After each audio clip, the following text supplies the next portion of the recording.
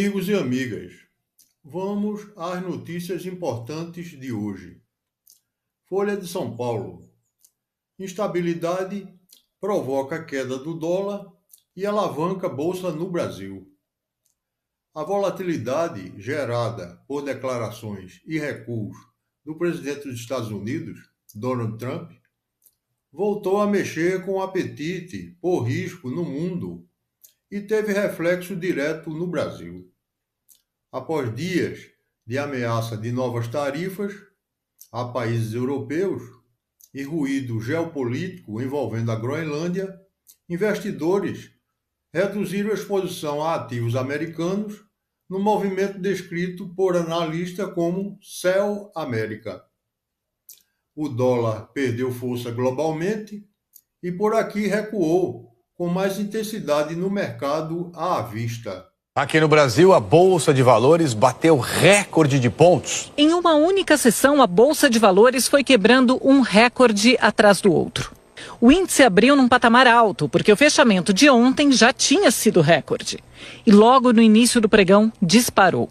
A escalada do índice rompeu a barreira dos 170 mil pontos e continuou subindo até fechar o dia na maior pontuação da história, quase 172 mil pontos, alta de 3,33%. Economistas dizem que a Bolsa do Brasil e as de outros países emergentes estão sendo impulsionadas pela entrada de investimentos internacionais que saíram dos Estados Unidos por causa da incerteza gerada pelo presidente Trump. Como o presidente Donald Trump, ele deu muitas declarações polêmicas, né? Desde da invasão na Venezuela, agora sobre o território da Groenlândia, entre outros. O que aconteceu? Aumentou muito a volatilidade lá nos Estados Unidos. E aí isso fez com que os investidores diminuíssem as posições lá e aumentassem em outros mercados emergentes, entre eles o Brasil. O recuo do presidente Trump na cobrança de tarifas da Europa por causa da Groenlândia impulsionou também as bolsas de valores americanas. O dólar se desvalorizou 1% para R$ 5,31. A primeira história, que não é de hoje, é que os investidores internacionais buscam diversificar seus investimentos. A segunda história tem a ver com a leitura de que não teremos uma escalada militar ou comercial entre Estados Unidos e Europa. Isso trouxe alívio no dia, portanto, favoreceu ainda mais o fluxo para os mercados emergentes, em particular para a economia brasileira. Com a moeda americana em queda, o real se valorizou e ajudou a aliviar parte das pressões inflacionárias embutidas no câmbio. Ao mesmo tempo, a Bolsa Brasileira ganhou tração. A combinação de dólar mais fraco, entrada de capital estrangeiro em busca de diversificação e melhora do humor externo, impulsionou as ações, especialmente em setores sensíveis a juros e consumo.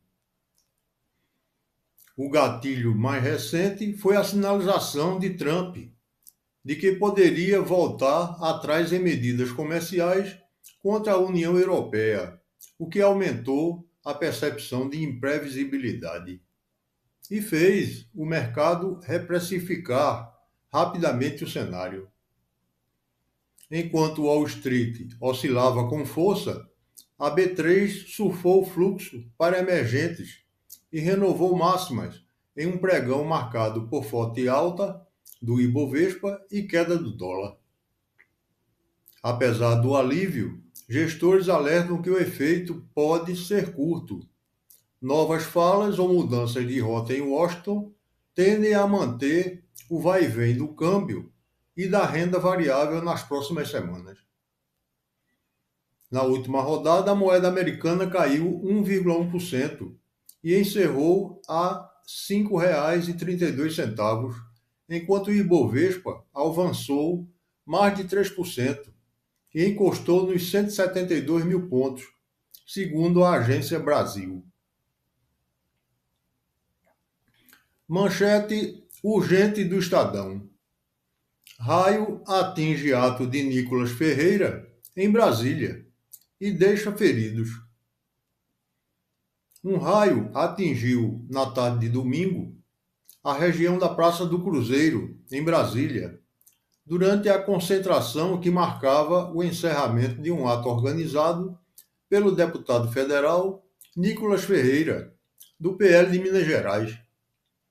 O encontro reunia apoiadores que acompanharam a caminhada do parlamentar até a capital federal e se concentravam em área aberta, quando a chuva apertou. A descarga elétrica ocorreu com a chegada de uma tempestade e provocou pânico e correria entre os presentes. 89 pessoas precisaram de atendimento médico depois da queda de um raio durante um protesto hoje em Brasília. Os manifestantes se concentraram na Praça do Cruzeiro, a cerca de 5 quilômetros da Praça dos Três Poderes.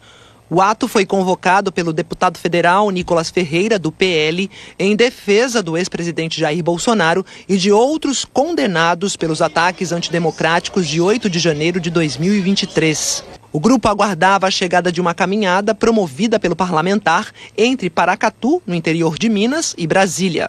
A manifestação reuniu... Segundo a Secretaria de Saúde do Distrito Federal, pelo menos 11 manifestantes atingidos foram encaminhados ao Hospital Regional da Asa Norte e não houve registro de óbitos.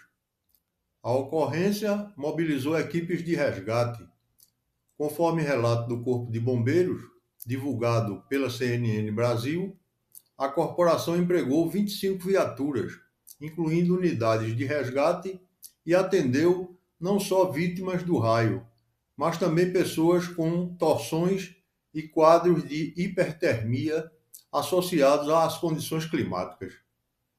Imagens compartilhadas nas redes sociais registraram o momento do clarão e, em seguida, pessoas caindo no chão, enquanto voluntários tentavam afastar a multidão. Autoridades recomendam cautela com vídeos e números divulgados fora de boletins oficiais, já que a contagem pode mudar conforme novos atendimentos sejam registrados. Em alertas de segurança, bombeiros reforçam que em tempestades é preciso evitar áreas abertas e estruturas metálicas, não buscar locais fechados até a melhora do tempo. Caso será apurado pelas autoridades. Notícia de O Globo. Minnesota reage após morte em ação federal em Minneapolis. Minnesota registrou protestos e forte reação política após a morte do enfermeiro Alex Pratt, 37 anos, durante uma ação de agentes federais em Minneapolis, no sábado. O caso ocorreu no bairro de East Street, em meio a operações de imigração e manifestações contra o endurecimento das políticas migratórias do governo Trump. A governadora, Tim Walz, disse que agentes federais estiveram envolvidos e cobrou apuração rápida e transparente. Hoje, um pouco mais cedo, que foi a morte de mais uma pessoa em Minneapolis, morta por agentes do chamado ICE. ICE é a sigla que determina, a gente tem as imagens aí, pessoal, são imagens fortes, tá? Foram gravadas por uma testemunha que estava num café, numa lanchonete ali perto. Alex Pratt tinha 37 anos, era cidadão americano e trabalhava como enfermeiro nesse hospital aqui em Minneapolis. O hospital faz parte do Sistema Federal de Saúde para os veteranos das Forças Armadas. Atende ex-integrantes do Exército, da Marinha e da Aeronáutica.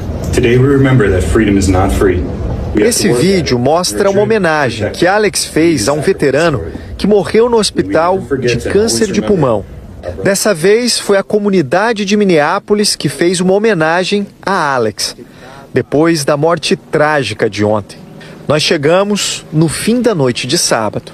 Agora está um frio de menos 23 graus, ainda assim essas pessoas pararam aqui para prestar essa homenagem. Deixam flores, velas acesas e mensagens como essa: isso não é a América. Ou essa outra aqui: ele deu a vida para proteger a nossa liberdade. A todo instante pessoas chegam por aqui mesmo com esse frio todo, como esse grupo que está acendendo as velas agora para prestar a sua homenagem. A Lauren mora a cerca de 30 minutos de Minneapolis, mas decidiu preparar sanduíches e chá quente para quem veio para a vigília. Eu senti a necessidade de vir aqui. O que eles estão fazendo é terrível. Eles estão destruindo o espírito de Minnesota. Por onde nós passávamos, havia cartazes pedindo a saída do ICE. Esse último dizia: os imigrantes fazem a América grande. Aqui em Minneapolis, os principais alvos dos agentes federais são os imigrantes da Somália, que foram chamados de lixo pelo presidente Donald Trump em dezembro. O Vincent disse esperar que a morte de Alex gere uma mudança na política americana, começando pelas urnas, com as eleições de novembro, quando os americanos vão votar para deputado e senador. O partido de Donald Trump tem maioria no Congresso. Eles atiraram nele enquanto ele estava no chão, totalmente desarmado. Foi um assassinato. Vim aqui prestar uma homenagem. Eu espero que a morte dele abra os olhos dos políticos. A versão inicial do Departamento de Segurança Interna de que Prete teria representado ameaça aos agentes passou a ser questionada após a circulação de vídeos e depoimentos de testemunhas. Veículos americanos relataram que as imagens divulgadas publicamente levantam dúvidas sobre o que foi descrito pelas autoridades e intensificaram a pressão por esclarecimentos.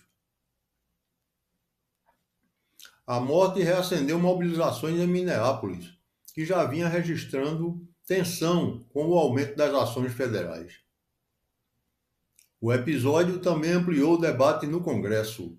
Reportagens apontam que até parlamentares republicanos passaram a defender uma investigação mais profunda sobre as táticas adotadas por agentes de fronteira e imigração. Organizações de direitos civis pediram responsabilização e revisão de protocolos, enquanto líderes municipais defenderam desescalada e cooperação entre forças federais e autoridades locais. A comunidade organizou vigílias e atos públicos em memória da vítima, enquanto o caso segue sob escrutínio nacional. A polícia local informou que acompanha as repercussões e orientou manifestantes a evitar confrontos e seguir alertas de segurança. Até outra oportunidade, amigos e amigas. Dê o like, compartilhe esse vídeo, ative o sininho das notificações e se inscreva no nosso canal do YouTube, @Voz dos Jornais. É de graça. E, por favor, compre-me um café. Se este conteúdo foi útil para você, considere apoiar o Voz dos Jornais com um Pix. Sua contribuição ajuda a manter jornalismo independente e informação diária. A chave do Pix está no quadro e na descrição. Obrigado.